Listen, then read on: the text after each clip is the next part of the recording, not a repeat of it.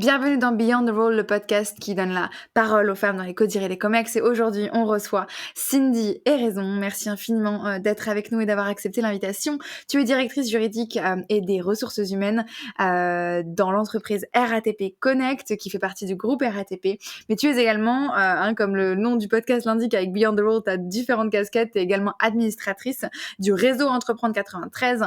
J'aime bien donner une petite information personnelle. Tu as aussi fait une formation autour de la théologie.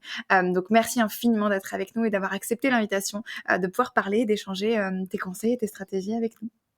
Merci à toi de me recevoir. Avec plaisir. Je suis enchantée. J'ai vraiment hâte de pouvoir échanger avec toi et d'entendre un petit peu ce que tu as pu vivre et puis les conseils que tu vas nous partager. La première question que je pose à tout le monde, c'est quelle est ta définition, ta propre définition à toi, Cindy, du leadership? OK. Pour moi, le leadership, c'est finalement le fait, d'avoir à ses côtés des personnes qu'on arrive à motiver, qu'on arrive à embarquer, qu'on arrive à amener d'un point A vers un point B, quelle que soit d'ailleurs, la situation, parce que le leadership, c'est pas forcément que dans le cadre professionnel. Ça peut être, en tant que chef de famille, hein, avoir un leadership, dans son entourage immédiat, proche, et pour moi, c'est extrêmement, important. Je pense que tout un chacun peut faire preuve de leadership à différents niveaux, à différents moments, puisqu'on a différentes saisons également. Et par ailleurs, je pense que le leadership n'est pas quelque chose, d'inné. Ça peut se travailler, ça peut s'améliorer et surtout ça doit s'incarner. Ça doit s'incarner. Hyper intéressant et justement, ça me permet de rebondir sur la deuxième question. Qu'est-ce que c'est pour toi la définition de l'ambition féminine? Qu'est-ce qui se cache derrière? Alors, pour moi, l'ambition n'est pas genrée.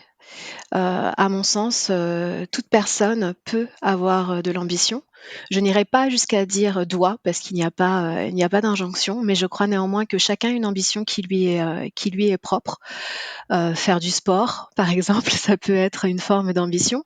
S'y tenir, par ailleurs, y aller, régulièrement, ça peut être, une ambition.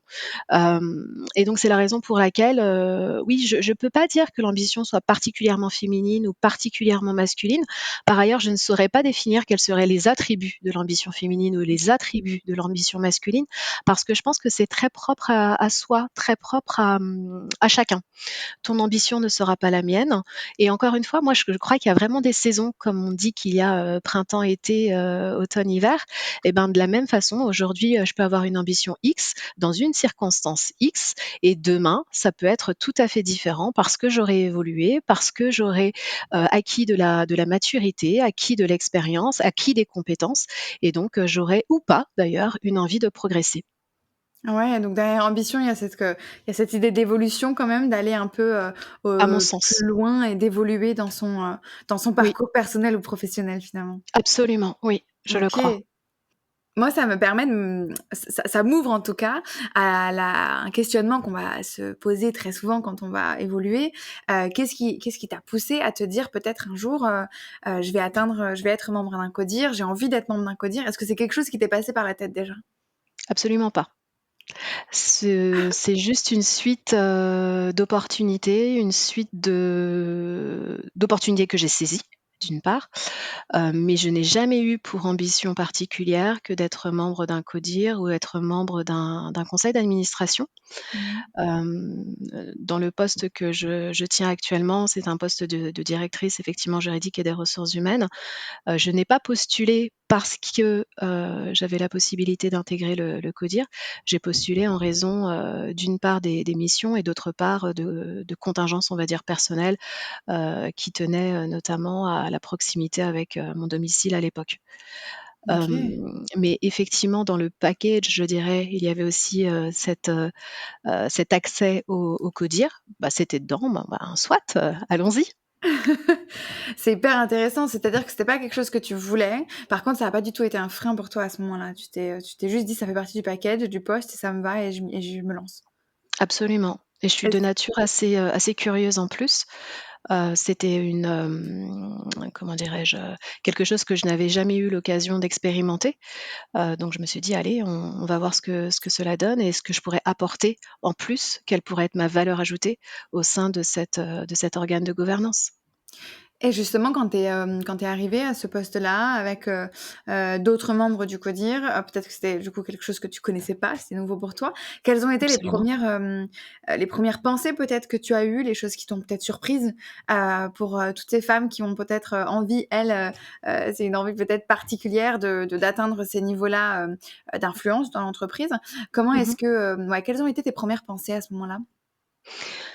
Observer, Mmh. voir déjà comment ça se passe, quelles sont les dynamiques en place, quelles sont les alliances, quelles sont les règles, induites, tacites.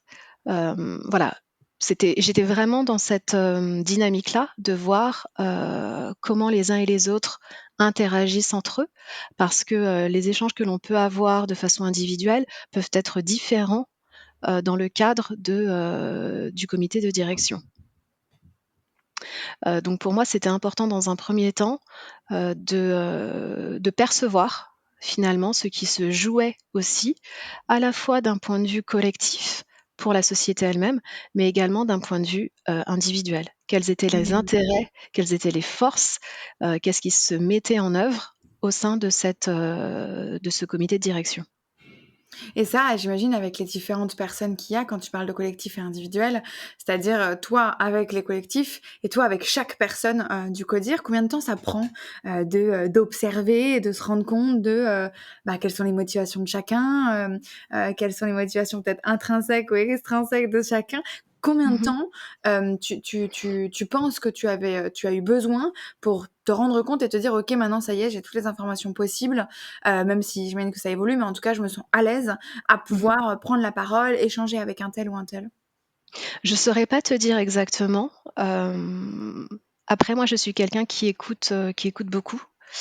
Donc j'essayais en tout cas dans les premiers temps d'écouter. La parole de toute façon m'était donnée par le dirigeant, donc je saisissais, ce temps de parole et puis au fur et à mesure, je me suis sentie de plus en plus à l'aise pour, évoquer des sujets qui n'étaient pas, dans ma sphère disons immédiate ou pour réagir aux prises de parole Mmh. de mes collègues pour apporter ma petite touche, qu'elle soit, juridique, RH ou autre finalement puisque, j'ai aussi mon expérience, j'ai aussi, mon vécu, j'ai aussi, mes compétences que je peux apporter sur des sujets qui sont pas forcément, mes sujets, immédiats, disons.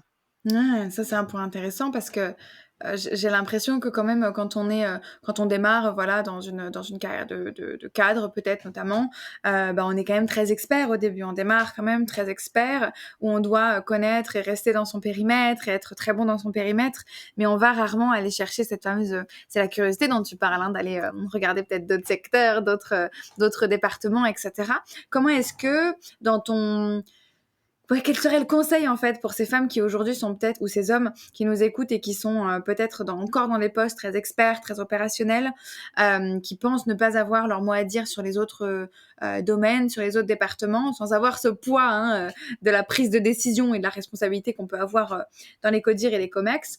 Quel serait le conseil que tu leur donnerais pour alimenter cette partie-là? Moi, je pense que c'est important d'avoir un bon relationnel avec les autres et quand on est dans une société, pardon, être au fait de savoir ce que font les autres.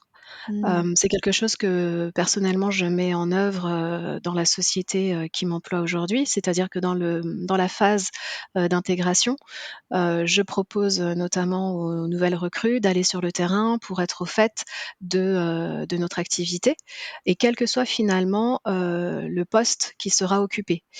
Typiquement, aujourd'hui, je travaille dans les télécoms, dans la fibre, optique et bien tous les collaborateurs ont été sur le terrain pour voir ce qu'est un câble de fibre optique, comment on le déploie, au contact, des techniciens ou au contact des chargés d'affaires ou chefs de projet et ça, pour moi, c'est vraiment le minimum que de bien comprendre quelle est l'activité déployée par l'entreprise. C'est la première chose. La deuxième chose, c'est, d'être curieux de savoir ce que font les autres et comment ils le font. Typiquement, je suis, sur le spectre juridique et ressources humaines et ben, pour moi, c'est quand même intéressant d'avoir des échanges, avec, les collègues, de la finance ou les collègues, côté technique pour bien appréhender aussi leur mission, appréhender leurs, besoins, appréhender, leurs difficultés éventuellement. Parce que, dans ma pratique, qu'il s'agisse du spectre RH ou du spectre juridique, ça va forcément me servir. Sur le juridique, eh ben, je vais être peut-être plus à l'aise quand il va s'agir de rédiger, de négocier nos contrats, parce que j'aurai compris que par ailleurs, on a telle ou telle possibilité ou difficulté aussi. Et donc ça permet d'être de toute façon plus pertinent. Je ne suis pas une experte, je ne sais pas, constituer un circuit de fibre optique, mais je sais à peu près, comment on fait comment on le fait, en combien de temps, pourquoi on a une garantie de temps de rétablissement de X heures, et cetera. Je connais à minima le process, par Mmh. exemple, pour, résoudre un dysfonctionnement, même Ouais. si ce n'est pas moi qui le fais. Mais ça, c'est parce que j'ai échangé avec les techniciens, en allant sur le terrain avec eux, en comprenant, pourquoi c'est compliqué ou pourquoi ça ne l'est pas, et cetera. Je m'intéresse à l'expertise des autres. En alimentant ta curiosité finalement, puisque du coup, c'est Oui. toutes ces questions-là proviennent de ta curiosité. Et comment Mmh mh. est-ce que ces questions-là, heu, pour revenir à ces moments, de prise de décision, comment est-ce que ces informations un peu terrain, selon toi, elles t'accompagnent dans les, prises de décision, dans les peut-être les moments de pression? Est-ce qu'il y a des choses, que tu as pu voir dans sur le terrain avec, les personnes là qui ont le qui posent les câbles, de fibre optique. Mmh. Est-ce qu'à certains moments, pendant des réunions de CODIR, tu as pu référer à ça, tu as pu partager le fait que tu avais observé telle chose et ça a eu un impact finalement, peut-être plus global sur l'entreprise? Oui, absolument. J'ai pas là tout de suite d'exemples qui me viennent en tête, Mmh. mais sur une problématique, donnée, qui peut ne pas être immédiatement juridique, même si en réalité tout est juridique, hein, mais parce qu'on est tellement dans de la, gestion de risques, Mmh. gestion de la réputation pour l'entreprise, anticiper, tout contentieux et cetera. Oui, savoir que, le collègue opérationnel qui est sur le terrain m'a dit: «Tu sais, dans ce cas-là, Cindy, il faut faire comme ci ou il faut faire comme ça, ou il faut, prendre attache avec tel sous-traitant ou tel, fournisseur» et cetera. Effectivement, ça nourrit, la réflexion et ça nourrit aussi, la capacité à prendre une décision qui sera, a priori, mesurée et pertinente. En jaugeant, de façon, je dirais, large le risque. Pas Mmh. uniquement sous le prisme, juridique, mais sous le prisme business, sous le prisme opérationnel, sous le prisme technique, éventuellement commercial, financier et cetera. Mmh. Même si effectivement, à mes côtés, il y a les spécialistes de tous ces sujets-là. Bien sûr, c'est hyper intéressant. Ça me permet de rebondir sur quelque chose que tu as dit tout à l'heure où tu as dit, déjà j'écoute beaucoup. Donc je quand tu dis cette phrase, en fait, j'imagine, une posture un peu une position basse où je vais être à l'écoute, où je vais attendre et je vais utiliser, en fait, ce que je reçois et ce que j'entends en écoutant pour ensuite pouvoir, avoir un argumentaire parfois aussi plus droit et plus carré par rapport à ce que tout le monde a dit. Ça Mmh mh. me ça m'intéresse énormément parce que je pense que beaucoup de femmes ont cette capacité d'écoute très développée, très intéressante, mais elles vont parfois aussi se bloquer à vouloir continuer d'écouter plutôt que d'intervenir. Est-ce que c'est quelque chose que peut-être que toi, t'as pu, qui résonne avec toi ou que tu as pu voir a posteriori, quelqu'un d'autre est venu te voir et t'a dit: «Ben, j'ai observé telle chose, mais je l'ai pas dit pendant ce rendez-vous»? Alors, pour ce qui me concerne, effectivement, j'écoute, mais à un moment, il faut aussi passer à l'action. Oui. Donc quand c'est dans ma sphère de compétences et d'expertise, c'est certainement plus simple. Quand il s'agit par contre, de sujets qui ne sont pas immédiatement, les miens, si ce que j'ai à dire n'est pas pertinent, bah, j'estime que je n'ai pas à le dire. Alors je ne sais pas Mmh. si c'est la bonne chose à faire, mais j'aime pas parler pour rien. Hem, mais ça ne veut pas dire pour autant que, je me laisse pas la capacité ou la possibilité en tout cas a posteriori, de revenir sur le sujet, Mmh. soit, de façon, enfin quand on est, comment te dire? En codir, Mmh mh. soit, en one to one avec la personne, concernée. Mmh. J'ai pas forcément la volonté de toujours prendre la parole parce que je veux dire des choses qui soient, intéressantes, pertinentes et qui fassent avancer le collectif. Pour en revenir à la deuxième partie de ta question, donc si quelqu'un, me dit: «Ben, j'ai beaucoup écouté, mais je n'ai pas su, réagir», sur le moment en tout cas, Mmh. parce que, on n'a pas tous cette capacité non plus à réagir tout de suite. Hem, pour moi, on n'est jamais en retard finalement. Il y aura forcément, je sais pas, mais possiblement, la possibilité, désolée pour la redondance, de revenir sur le sujet parce qu'il peut y avoir d'autres réunions subséquentes, parce qu'on peut aller voir, la personne, ou les personnes, encore une fois de façon, individuelle, parce qu'on peut envoyer un mail et cetera et cetera. Pour moi, Ouais. on n'est pas forcément en retard. C'était peut-être pas le bon moment à ce moment-là parce qu'on n'était pas en capacité, parce qu'on n'était pas à l'aise, parce qu'on n'avait pas suffisamment réfléchi à ce qu'on allait dire, comment on allait le dire, parce que c'est aussi important, le la communication. C'est pas seulement dire: «Ah», c'est aussi comment on va dire «Ah». Quelle est l'intonation? Quelle est la gestuelle? Qui est autour? Parce que peut-être que tout le monde n'avait pas besoin d'entendre, ce qu'on avait à dire à ce moment-là. Enfin voilà, il y a énormément d'éléments, Mmh. qu'il faut aussi prendre en compte. Donc je pense que non, on peut toujours se rattraper, je dirais. Mmh. J'aime beaucoup le fait que tu dises, «On n'est pas en retard». Il y a toujours la possibilité et ça me permet enfin, il y a un lien encore avec la neuroscience et le fonctionnement du cerveau. On va penser au début que c'était le seul moment où j'aurais pu parler de telle chose, alors qu'en fait, si on prend un peu de recul et si on alimente avec d'autres choses, on peut se rendre compte qu'on a d'autres moyens de partager cette information, de la challenger, Mmh. de l'infuser peut-être avant la prochaine réunion et cetera.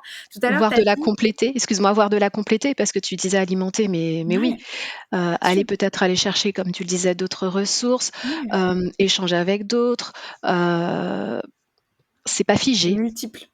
Absolument.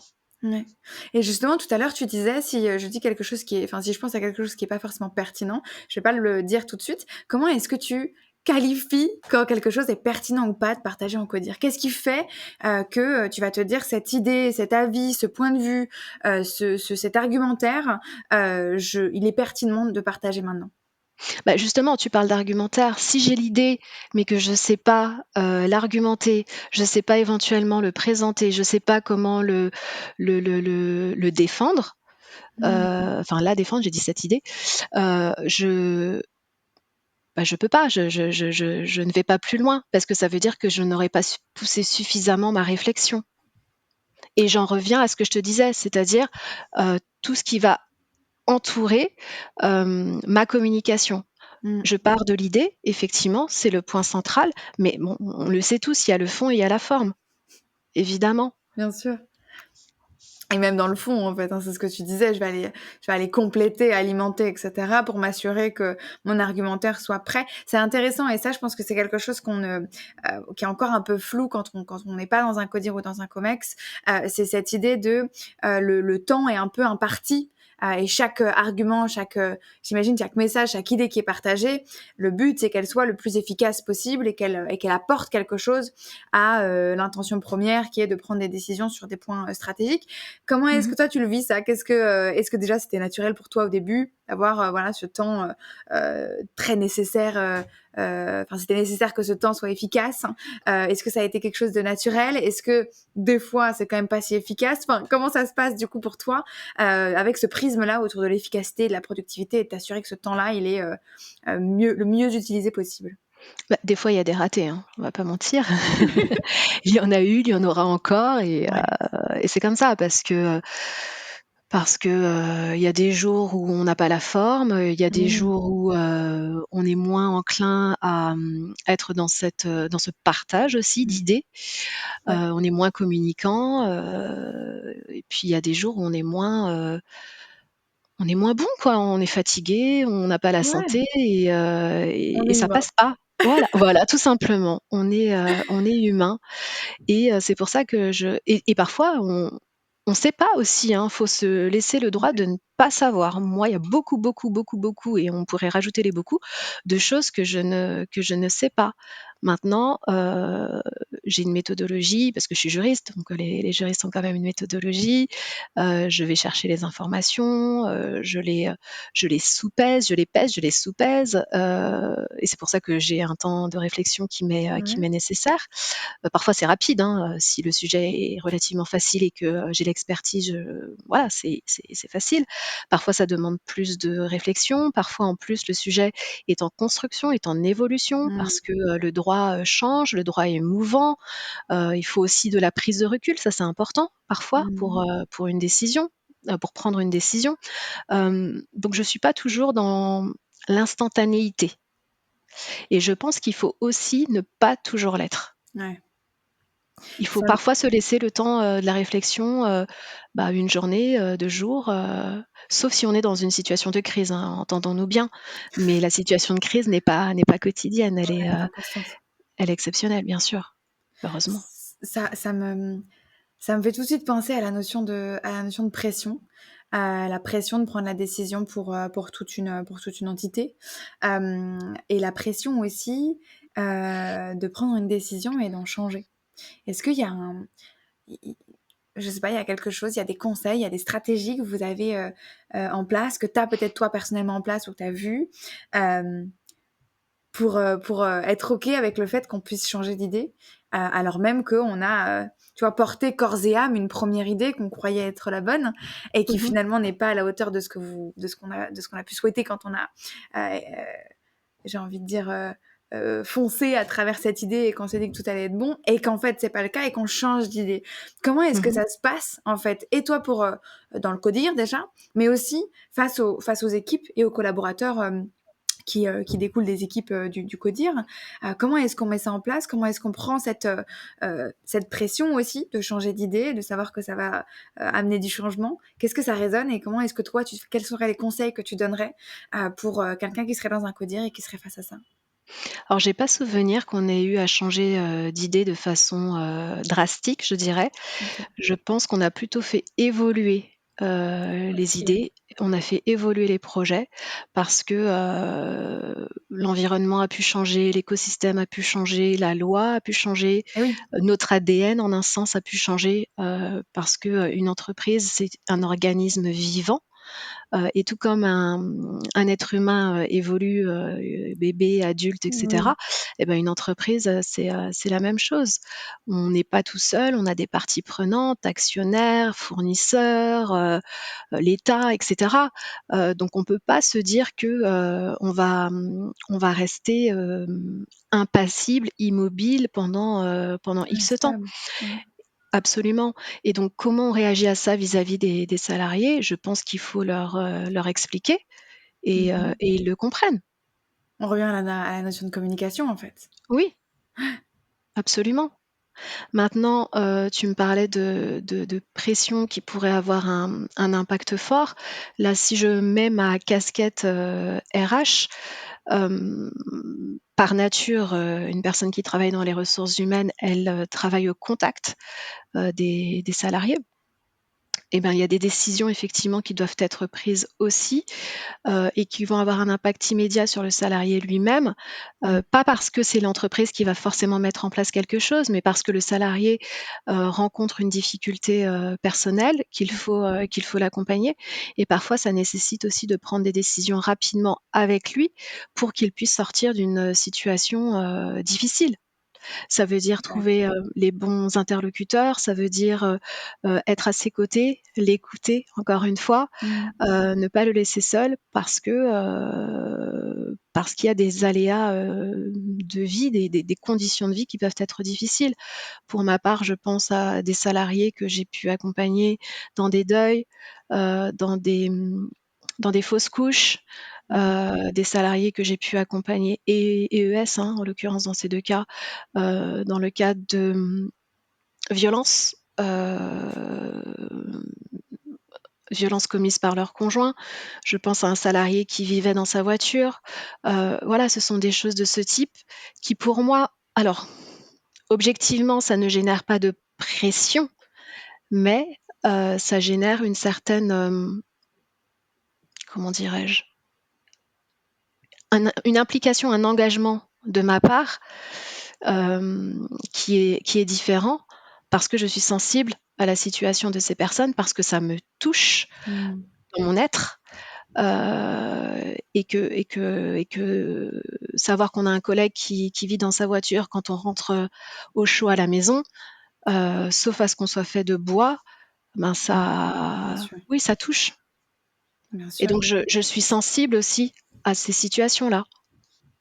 Ça me permet de rebondir à un stéréotype qu'on met beaucoup en avant par rapport aux femmes, qui est que les femmes sont plus émotives que les hommes et justement on est plus, soi-disant en lien avec nos émotions. Comment est-ce que toi tu le vois ce stéréotype? Est-ce que c'est quelque chose que déjà, est-ce que c'est quelque chose que tu crois, et que tu, perçois de ton côté? Est-ce que pas du tout?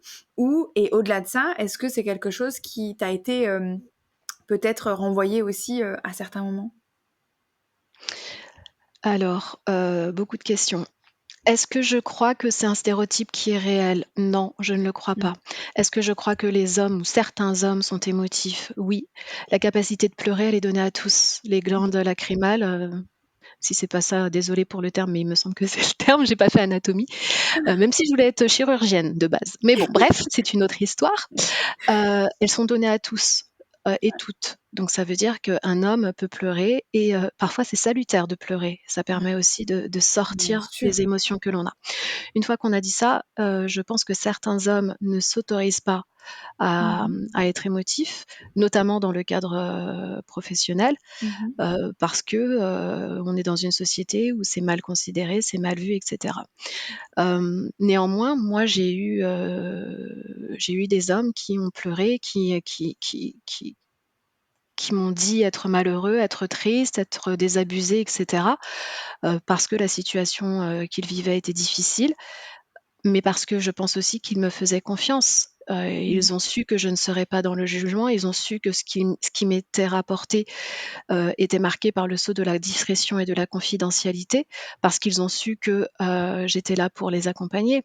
Donc je pense que, le sujet vraiment c'est, dans quelle mesure on peut me faire confiance et dans quelle mesure, ce qui m'est dit restera dans un cercle extrêmement fermé. Et Mmh. une fois qu'on a cette règle de discrétion et de confidentialité, les uns et les autres, hem, peuvent se sentir libres d'exprimer leurs ressentis. Alors je parlais des pleurs, ce sont pas forcément des pleurs, hein, mais Ouais. tout simplement dire, «Je suis fatigué, j'ai mal, je suis malheureux, j'ai perdu un tel, je souffre». Pour ma part, on ne m'a jamais renvoyé le fait que, je puisse être, dans l'émotion ou que je puisse par ailleurs être trop sensible aux Mmh. émotions des autres, Mmh. pas du tout.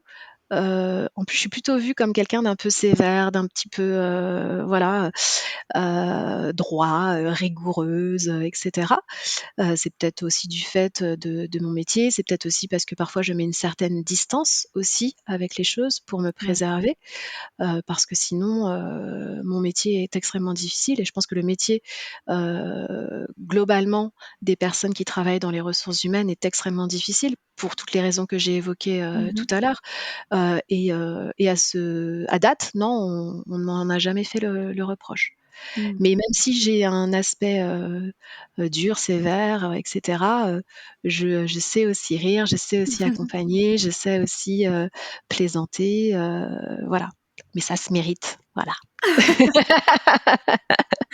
J'adore.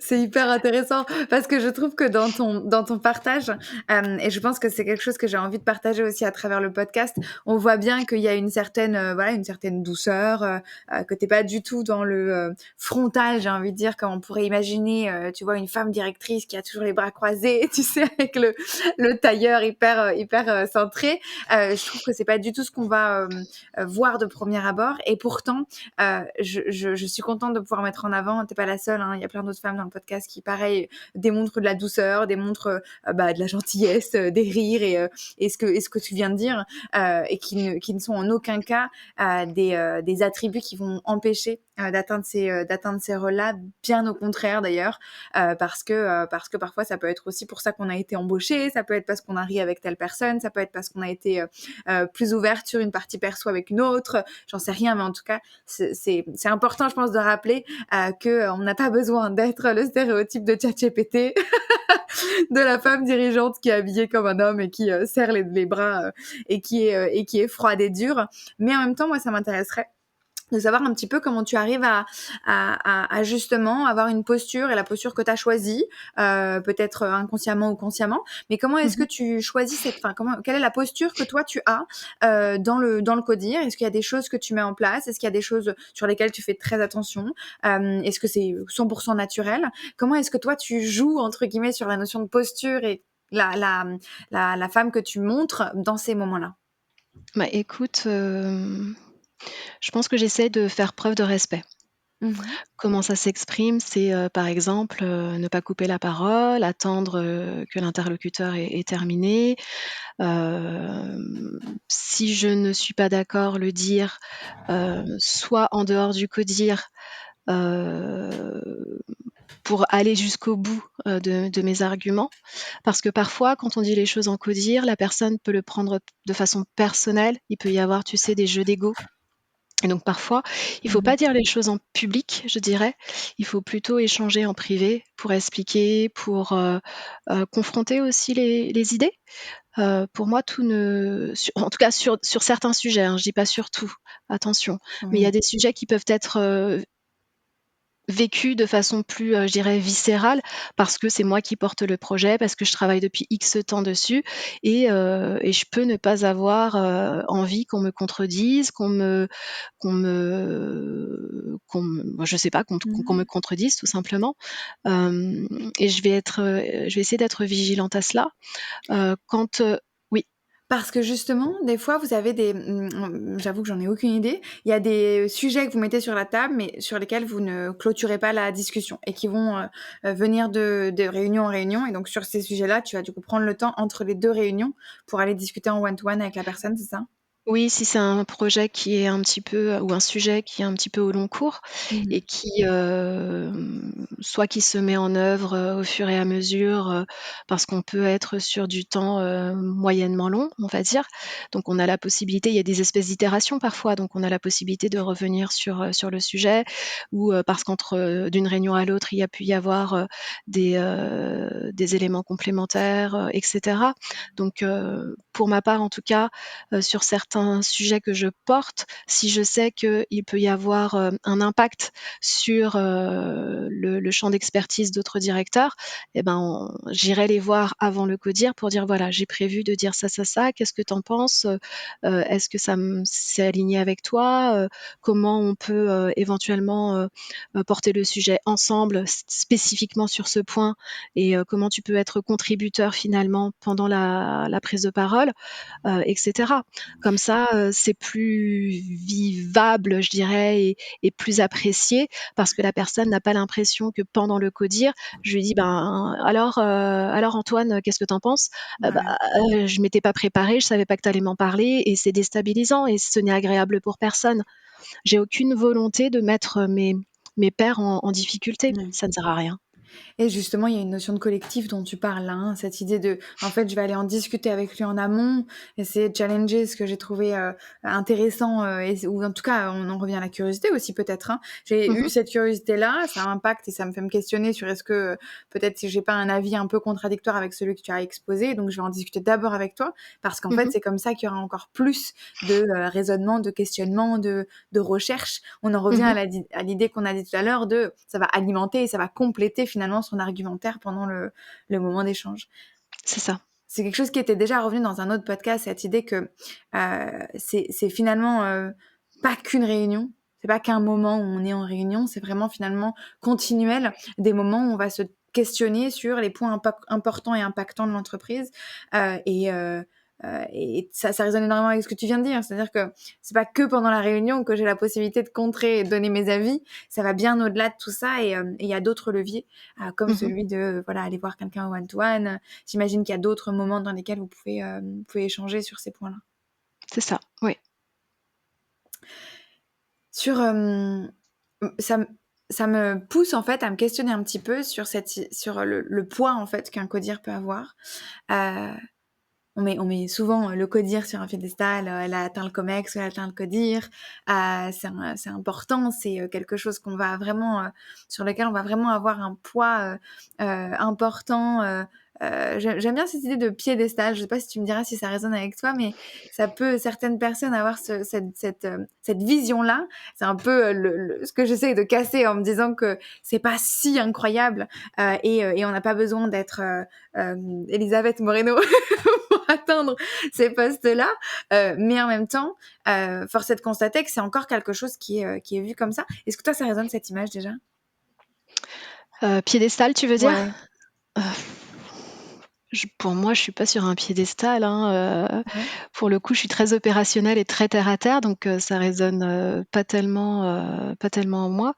Et puis en plus, on peut chuter du piédestal, hein, donc non, non, c'est pas le terme que j'emprunterais, que Ouais. j'utiliserais. Pour moi, c'est un lieu d'échange, un lieu de prise de décision, un lieu de gouvernance. Heu, D'influence ou pas?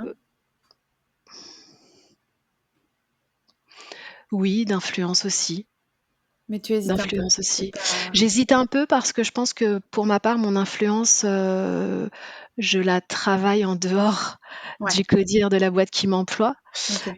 Je la travaille, sur mon temps extra-professionnel, au travers Ok. des prises de parole, au travers, de mon mandat d'administratrice au sein, du réseau Entreprendre 93 parce que j'ai un attachement au territoire de la Seine-Saint-Denis, que, j'ai envie qu'il s'y passe des choses, j'ai envie qu'il se déploie, etc. Et donc Mm. j'use de mes compétences et peut-être de mon influence pour le coup, Ouais. pour avoir un impact dans ce territoire. Euh, mais le terme influence au sein du CODIR me dérange. Je pense qu'on peut être influent sans être dans un CODIR. Je pense qu'on peut être impactant sans être dans un CODIR. Parce que justement, cette influence, elle va se faire au travers de ses actions, de ses démarches, de ses initiatives, de ses prises de parole, évidemment. Mm. Elle va se faire au travers du leadership qu'on peut avoir vis-à-vis de son équipe. Je pense Mm. que l'important pour moi, c'est mon équipe et d'être entre guillemets influente auprès de mon équipe. Quand je dis influente auprès de mon équipe, c'est-à-dire les pousser, leur permettre de grandir, de mûrir, d'acquérir de nouvelles compétences, d'aller au-delà de ce qu'elles auraient pu envisager, de voir les choses autrement, de leur permettre d'ouvrir leurs perspectives, d'ouvrir leur cercle, etc. Et quand j'arrive à faire ça, mentorer, coacher, accompagner, là, je suis influente. Mm. Je suis pas sûre que je puisse toujours faire tout cela et être tout cela au sein du CODIR. C'est intéressant. Et à l'inverse, est-ce que toutes les personnes qui sont dans le codir sont influentes? Tout dépend du niveau dont on parle, de Ouais. la perspective. Ouais. Elles sont au moins influentes au niveau de la société, puisqu'encore une fois, c'est un organe de gouvernance. Ouais. Et encore, on Ok. a des actionnaires, donc probablement que les actionnaires sont plus Mm. influents que nous, hein.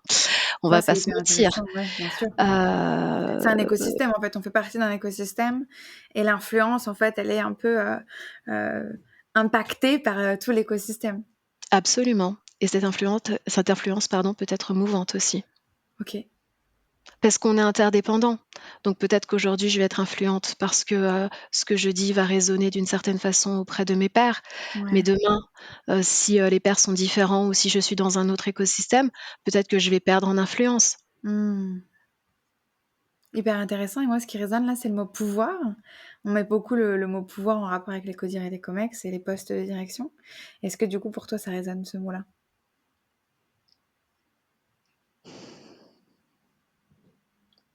Oui, on a une forme de pouvoir parce qu'on entraîne à notre suite l'ensemble des salariés. Et Mm. derrière nous, je vais même plus loin puisqu'on parlait de parties prenantes, l'ensemble de notre écosystème, l'ensemble de nos Mm. fournisseurs, par exemple. Mm. Donc oui, on a un certain pouvoir. Maintenant, est-ce qu'avoir du pouvoir, c'est l'alpha et l'oméga? Pas pour moi, Ouais. pas pour moi. C'est marrant parce il y avait une statistique justement qui disait qu'il y avait énormément je crois que c'est plus de 50% des femmes qui se reconnaissaient pas dans les enjeux de pouvoir. Donc dans la partie politique certes, mais aussi les enjeux de pouvoir qu'on peut avoir dans les sociétés. Et du coup, ça résonne un peu avec ce que tu dis, c'est-à-dire que c'est pas ça qu'on recherche en fait. C'est pas ça qui Non, fait que tu es dans ces postes-là. non, absolument. Moi, je suis là pour, désolée, je le répète, mais entraîner. Ouais. Entraîner mon équipe, C'est marrant, on entraîner les revient à la notion salariés, de leadership, hein. les accompagner. Pour Ouais. moi, c'est ce qui importe. Encore une fois, quand dans mon équipe, il y a des réussites, réussite personnelle, réussite, professionnelle, c'est ce qui m'enchante. Bien C'est sûr. pas de me dire que moi, je suis au CODIR et que, j'ai du pouvoir au travers de cela. Oui, c'est très bien Mmh. parce que ça facilite un certain nombre de choses, je vais pas mentir. Mais moi, ce qui fait battre mon cœur, bah, c'est quand, j'ai un alternant qui me dit: «Cindy, je suis major de ma promo. Merci pour l'aide que tu m'as apportée. Merci pour les conseils que tu m'as donnés et merci pour ceux que tu vas continuer à me donner parce que je ne te lâche pas». Moi, c'est ça qui me fait plaisir. Ouais. Quand j'ai des collaborateurs qui reviennent vers moi en me disant juste, «Merci, merci d'avoir été là, merci de m'avoir écoutée», heu, c'est ce qui m'émerveille. C'est ce qui te Parce nourrit finalement dans ton métier le plus, oui, c'est ces retours-là de ce que tu crées? oui, Ouais. et ce qu'on crée ensemble parce que quand, j'ai un étudiant qui écoute mes Ouais. conseils, c'est OK, j'ai donné un conseil, mais en réalité, il en fait ce qu'il en veut. Mmh. Mais s'il les met en œuvre, c'est parce que lui, il a été jusqu'au bout de la démarche. Donc ça, c'est extrêmement valorisant d'avoir une influence dans la vie de l'autre, une influence positive, hein, qu'on soit Mmh. clair. Bien D'avoir sûr, une oui. influence positive dans la vie de l'autre et de voir ses progrès, de voir qu'il avance, de voir qu'il te dit, «Sans toi, j'aurais eu du mal, je n'y serais pas arrivé». Oui, ça c'est exaltant. Ah, c'est ce que tu vis aussi du coup en administratrice, au réseau Entreprendre 93. C'est aussi Absolument. finalement ces retours que tu as? Oui. Ouais. Oui, oui, absolument, et encore une fois, le sujet, c'est pas de faire à la place d'eux, c'est pas de faire pour l'autre, Mmh. c'est, lui distiller des conseils par rapport à ce que tu sais, par rapport à ton vécu, par rapport à ton expérience et cetera, et après dire à l'autre: «Attention, par contre, le médium, c'est toi qui l'as. C'est toi Mmh. qui vois si ça te correspond, c'est toi qui vois ce que tu en fais, parce que moi, je te dis ça avec mon prisme, avec mes yeux, mais peut-être qu'en réalité, ça ne te correspond pas, donc tu fais le tri et tu appliques ou tu n'appliques pas, libre à toi». Et effectivement, au sein du réseau, Entreprendre 93, ce que j'aime quand j'accompagne les entrepreneurs, c'est d'une part, découvrir des choses que je ne connais pas du tout, des activités qui parfois me sont totalement étrangères, Mmh.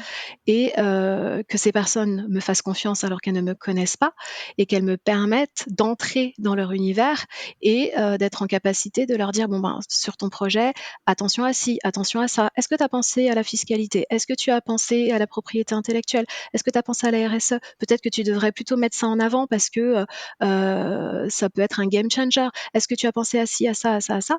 Ça, c'est extrêmement, intéressant pour moi, et en plus, on parlait de curiosité, je Ouais. découvre des choses, auxquelles je n'aurais pas eu accès en dehors de ce cadre qu'est le réseau Entreprendre 93. C'est incroyable la dynamique et la diversité des projets et des tempéraments, que l'on peut rencontrer, des personnes que l'on peut Ouais. rencontrer. La C'est fou. diversité, de tout, à tout Oui, niveau. C'est oui, hyper et intéressant. c'est apprenant pour moi aussi Bah en oui, plus. bien sûr. Bien sûr, c'est les win-win situation où il y a du coup, quoi qu'il arrive, des 2 côtés, quelque chose de beau qui est à prendre et qui est à vivre. Heu, Absolument. j'ai une question qui m'est passée par la tête, puisque du coup, tu as fait une formation autour de la théologie. Est-ce que c'est quelque chose que tu utilises à travers tes moments, soit dans les CODIR, soit en tant que directrice? Alors, oui et non. Pourquoi? Oui, dans le sens où, je pense que quand on a la foi, quelle que soit la foi, hein, qu'elle soit religieuse ou pas par ailleurs, ça Mmh. nous, ça nous aide, ça nous façonne, ça nous transforme.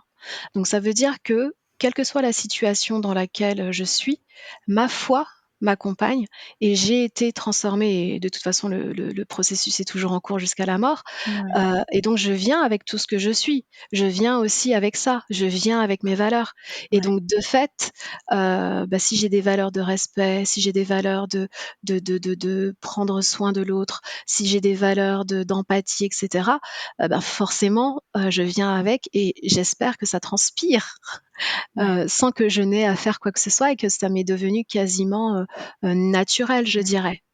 Et je dis non dans le sens où je vais pas citer des versets de la Bible, par exemple, même Oui. si ça me touche, mais ça m'a forcément ça m'influence, puisqu'on parlait d'influence tout à l'heure, Ouais. forcément ça m'influence, bien sûr.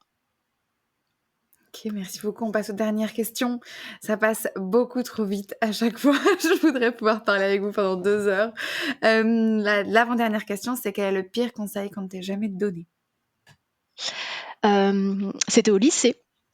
J'étais, je pense, en première ou en terminale et j'avais une bande d'amis on se connaissait depuis le collège, enfin les amitiés d'enfance quoi, grosso modo et je me souviens que ma prof de latin, lettres de l'époque m'avait dit, en gros de m'ouvrir à d'autres personnes et de pas rester avec ce groupe-là. Et je n'avais pas compris, et j'ai pas suivi, ce conseil, par ailleurs, parce que, c'était des personnes, très bien avec lesquelles je suis encore en relation, par ailleurs. Elles n'étaient pas toxiques, elles n'étaient pas malveillantes, elles n'étaient pas voilà. Mais, j'ai considéré que ce conseil, n'était pas pertinent. Tout à l'heure, je disais: «On prend et on laisse», hein, ce qu'on entend, ou ce qu'on considère être bon pour soi. Et ben, je l'ai pas conservé parce que je pense que ce conseil, il n'était pas, dirigé de la façon, la meilleure. C'est-à-dire qu'à l'époque, j'étais avec un groupe, de filles qui me ressemblent, hein, donc pour ceux et celles qui ne savent pas, je suis noire et donc cette prof, blanche en l'occurrence, me laissait entendre qu'il fallait que je fréquente plus de personnes, blanches finalement et j'ai pas compris, et par ailleurs, en plus, j'avais de très bonnes relations avec mes autres camarades de classe, donc c'était pas un sujet. Mais mes amis de l'époque, on habitait le même quartier, on se connaissait depuis des années, donc je ne vois pas pourquoi à ce moment-là, j'aurais dû, les mettre de côté. Voilà. Qu'est-ce que tu as écouté du coup à la place? Parce que du coup, Mon tu l'as pas cœur, écouté, que ton j'ai cœur. écouté mon cœur, c'est-à-dire, c'était mes amis, donc on reste amis, voilà et l'une d'elles, que je connais depuis le collège, est toujours dans ma vie. J'étais, témoin de son mariage, elle a une très bonne situation et voilà donc aucun Magnifique. sujet, Ouais, aucun sujet. suivre son cœur, c'est un beau conseil à travers le pire conseil. C'est ça. Du coup, merci et dernière question, quel est le meilleur conseil qu'on t'ait jamais donné, Cindy? Va au plus loin. C'est-à-dire? C'est-à-dire, en fonction de tes envies, si tu as des opportunités, saisis-la. S'il faut travailler pour saisir les opportunités, fais-le. Ne te satisfais pas forcément de ce que tu as. Étends tes perspectives, étends tes possibilités, va au plus loin. Donc, et pour moi, ça se résume en level up, forme-toi, en tout cas Ouais, pour moi, ouais, formation continue, au travers de plein de choses, hein, par ailleurs, mais voilà, côtoyer d'autres ouais. personnes, sortir un peu de sa zone de confort aussi, oser, voilà. Pour moi, le fil rouge, c'est oser, avoir de l'audace. J'aime beaucoup et dans ce que tu dis, on en avait parlé, en dehors du podcast, je sais plus si c'était au dîner, mais cette idée de formation continue qui est à impulser et que ça devienne automatique, en fait, de vouloir apprendre, de vouloir en savoir plus, de cultiver sa curiosité et d'aller encore plus loin dans l'apprentissage à chaque fois. Ça résonne beaucoup, en fait, avec ton meilleur conseil. Aller Mmh. toujours plus loin, c'est aussi apprendre toujours plus, être toujours Oui. ouverte, à de nouvelles idées, de nouvelles perspectives, de nouvelles manières d'apprendre, de nouvelles innovations. C'est bien ça. Merci beaucoup. Merci Avec infiniment plaisir. pour tous tes partages, pour, tous ces conseils et ces stratégies, pour tes partages aussi à l'intérieur de ces, réunions-là et qu'est-ce qu'il en est et comment tu le vis et les conseils aussi, autour de cette casquette RH parce que je pense que tu as aussi partagé, des conseils, par rapport à cette casquette spécifique, enfin, ce département spécifique, des RH, qui voilà, a aussi, une partie un peu différente. Les Mmh. RH ne sont pas le commercial, ne sont pas les finances. Chaque département a quelque chose à apporter et à sa spécificité. Donc merci infiniment. Et Avec beaucoup de plaisir. j'ai beaucoup apprécié aussi ta double casquette juriste et RH parce que on voit une multitude de choses sur lesquelles tu impactes et tu influences de mon point de vue. Donc merci encore infiniment pour Merci à d'avoir toi. participé et d'avoir accepté l'invitation. Merci et merci à vous qui nous écouterez ou qui nous avez écoutés. Exact. Merci à toutes les personnes qui nous ont écoutés. On se retrouve dans 2 semaines, pour le prochain épisode.